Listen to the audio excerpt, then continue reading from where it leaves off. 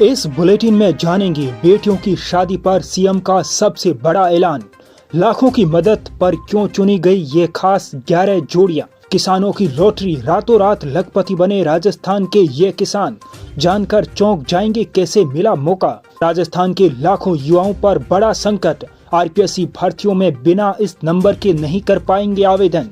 आफत की बारिश, इन शहरों में जल भराव, चंबल उफान पर अगले 4 दिन रहे सावधान।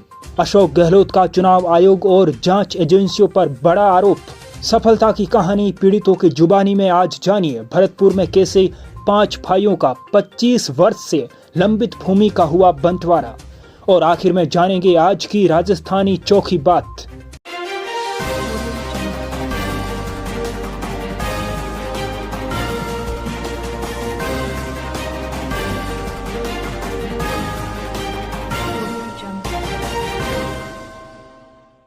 नमस्कार दोस्तों, 29 न्यूज राजस्थान में आपका स्वागत है। सबसे पहले जानते हैं आपके काम की राजस्थान प्रदेश की बड़ी खबरें। मुख्यमंत्री भजनलाल शर्मा ने जयपुर स्थित राज्य महिला सदन सांगानेर में सामूहिक विवाह सम्मेलन में शिरकत की। सीएम ने कहा कि सामूहिक विवाह सम्मेलन जरूरतमंदों का सहारा बन रहे हैं। पिछले सामूहिक विवाह के बाद 1900 से अधिक युवकों ने यहां की बेटियों से शादी करने के लिए आवेदन किया था। इनमें से 11 योग्य युवकों का चयन किया गया, जो आज इन बेटियों के जीवन साथी बने हैं। यह चयन प्रक्रिया पारदर्शी रही। इसमें बेटियों के सम्मान और पसंद को सर्वोच्च प्राथमिकता दी गई। मुख्यमंत्री कन्यादान योजना में विवाह के लिए 21,000 से 51,000 रुपए तक की मदद दी जा रही है। उन्होंने कहा कि योजना के तहत पिछले 1.5 साल में 13,000 से ज्यादा बेटियों को 71 करोड़ रुपए की मदद दी गई है। मुख्यमंत्री ने 11 बेटियों और उनके जीवन साथियों को सुखी वैवाहिक जीवन के लिए आशीर्वाद दिया।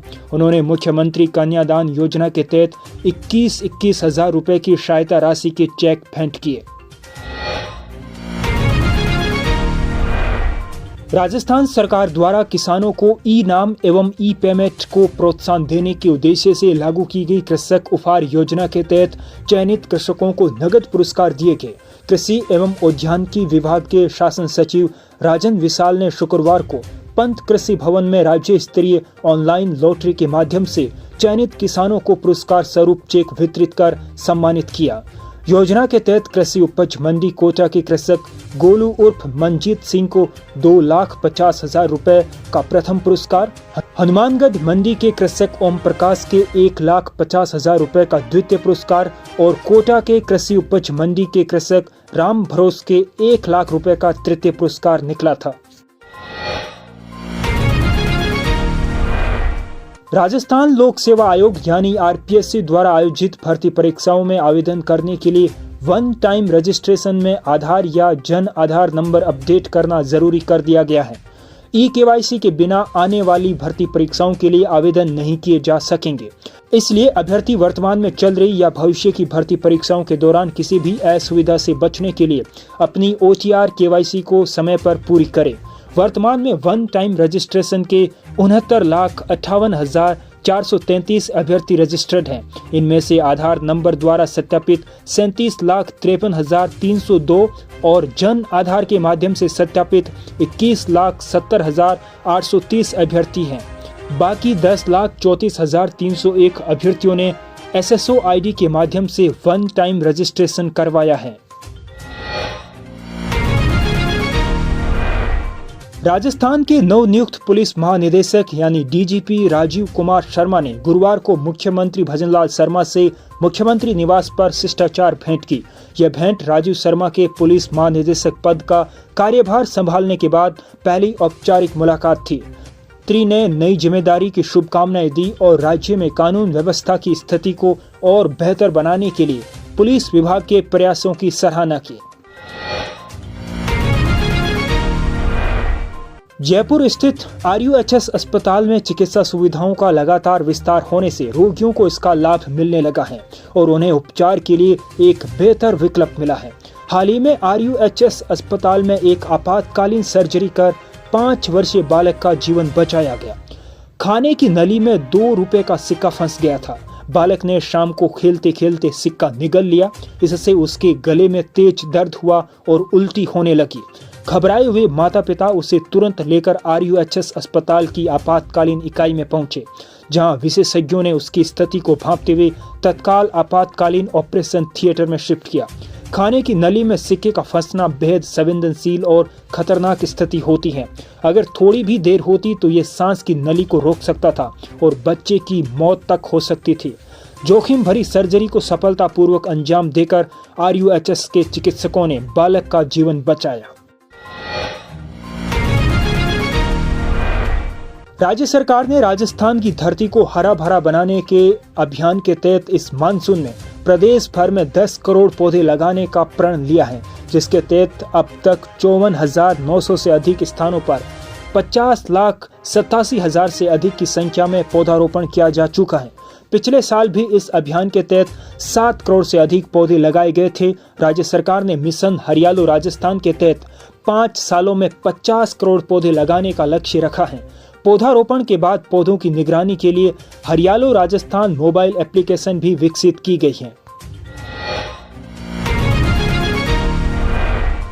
पूर्व मुख्यमंत्री अशोक गहलोत ने चुनाव आयोग और देश की जांच एजेंसियों पर केंद्र सरकार के दबाव में काम करने का गंभीर आरोप लगाया है।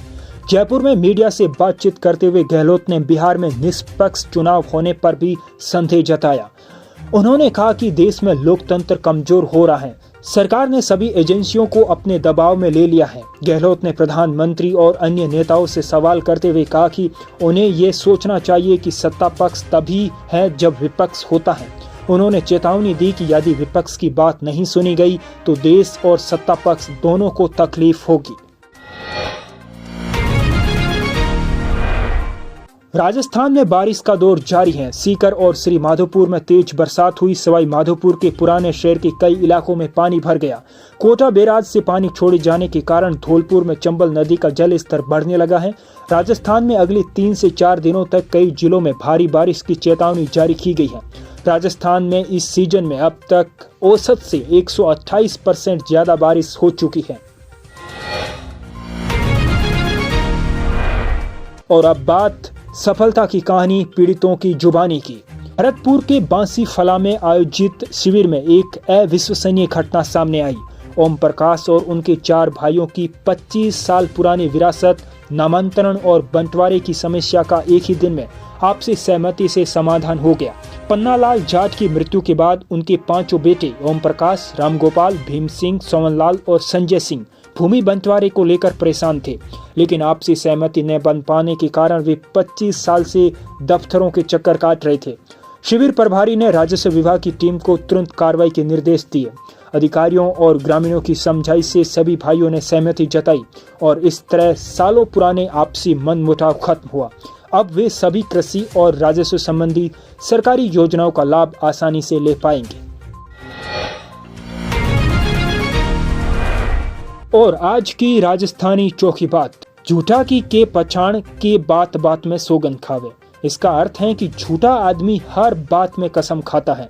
ये झूठे आदमी की सबसे बड़ी पहचान होती है। आज के इस वीडियो बुलेटिन में इतना ही। आपको ये वीडियो बुलेटिन कैसा लगा कमेंट बॉक्स में ज़रूर बताएं।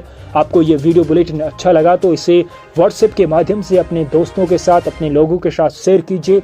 और आप इस वीडियो बुलेटिन को किस जिले से देख रहे हैं, जिले का नाम कमेंट बॉक्स में ज़रूर बताइए। मिलते हैं कल इसी वक्त, तब तक मस्त रहिए, अपना ख्याल रखिए। नमस्कार।